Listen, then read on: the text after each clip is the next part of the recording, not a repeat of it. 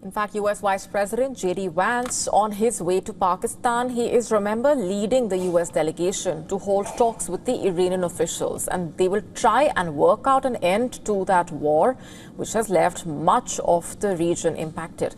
Vance boarded that aircraft from the Joint Base Andrews in Maryland. Before he took off, he warned that the U.S. would not be receptive if the Iranians try to play the United States. Hey guys, good morning. Thanks for coming.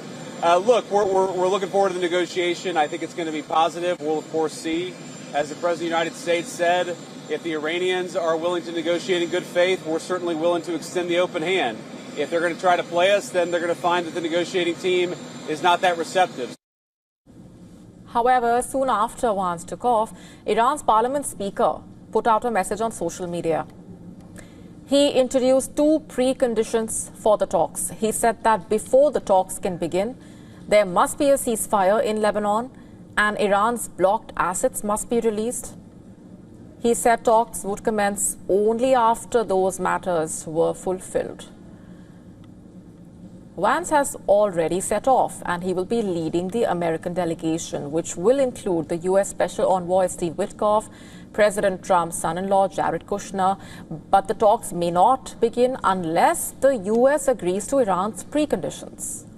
The composition of the Iranian delegation has not been officially announced yet, but reports say it may include the foreign minister and the parliament speaker. And that makes Ghalibaf's demands even more important for the talks to succeed.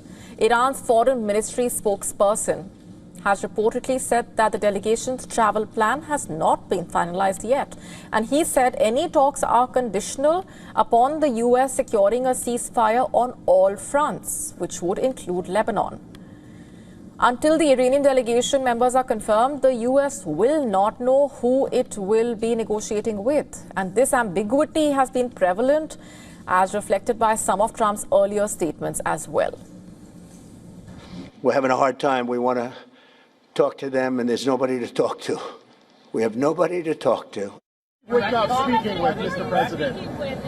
A top person, don't forget. Well, nobody heard of the second supreme leader, the son. Are these direct We have not heard from the son. Every once in a while you'll see a statement made, but we haven't. We don't know if he's living. Mr. President, I can't. Mr. President, I know you've deployed... Because I don't want him to be killed. For weeks now, Trump has been claiming that there has been a regime change in Iran. He says the supreme leader is not actually in charge. He says the real people in charge are more reasonable than the previous regime. Trump has failed to offer proof backing these claims, and a recent assessment by the Israeli military presented to the country's parliament says that the new Iranian government is even more extreme than the last one. Despite this, Trump has insisted that the U.S. has performed a successful regime change and that Washington has been talking to a new, more reasonable Iranian leadership. Throughout this time, Iran's leadership has maintained that it has not been negotiating with the U.S. It said that some nations like Pakistan, Egypt, Turkey have worked as interlocutors, passing messages between the U.S. and Iran. But Iran says the talks in Islamabad will be the first negotiations between the two sides since the U.S. and Israel launched that war. Reports say these talks will also be indirect. The delegations are expected to be in separate rooms with mediators carrying messages from one side to the other. Reports say the hotel located next to Pakistan's foreign ministry in Islamabad's red zone is expected to be the venue. All guests reportedly asked to vacate the hotel on Wednesday. And this is similar to the last set of negotiations between Iran and the U.S., remember. The talks held just before the war and last year's negotiations about Iran's nuclear program. Both times the talks were indirect. And the U.S., in a way, ended them abruptly and went on to attack Iran. The last direct talks between the U.S. and Iran were held all the way back in 2015. That's when the U.S. under then-President Barack Obama finalized a joint comprehensive plan of action.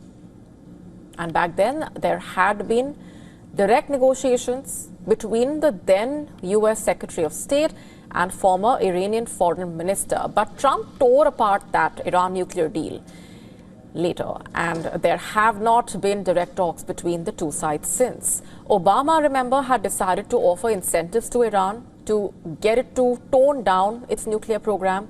The nuclear deal waived sanctions on Iran in exchange for it keeping uranium enrichment below 4% purity.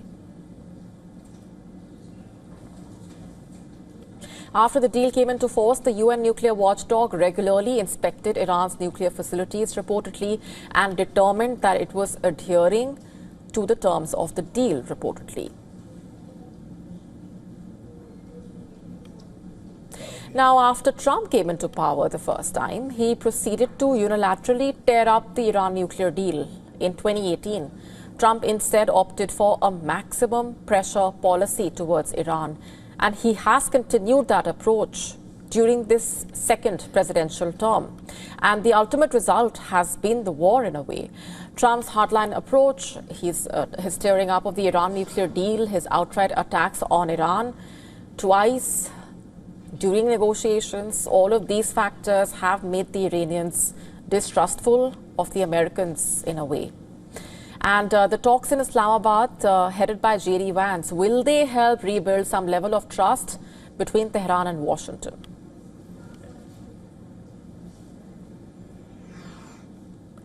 And we earlier spoke to the former ambassador of India to Saudi Arabia, Yemen, and the Seychelles, and former secretary to the government. We asked him about the negotiations that are due to take place in Pakistan. Take a listen in. Between the United States 15-point program and Iran's 10-point program, the main points of disagreement, I would say, would be one, the Strait of Hormuz itself. Iran wants to control the strait, whereas US wants Iran to reopen it without preconditions. That is the first one. Second is the nuclear program.